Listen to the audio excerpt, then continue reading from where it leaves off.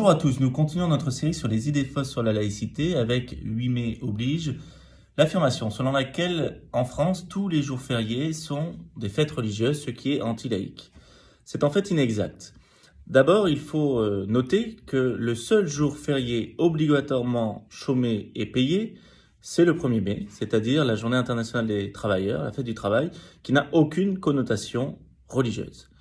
D'autres jours peuvent être aussi des fêtes religieuses, en plus d'être des jours fériés.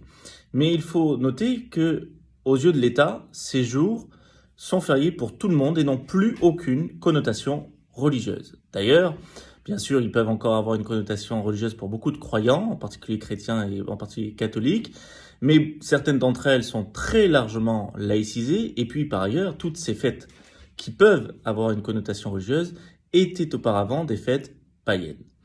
Enfin, il faut rappeler la difficulté que l'on aurait à rajouter des jours fériés pour d'autres religions, et dans ce cas, comme nous sommes dans un État laïque, il faudrait que ça concerne toutes les religions présentes en France, mais aussi les athées, les agnostiques, etc.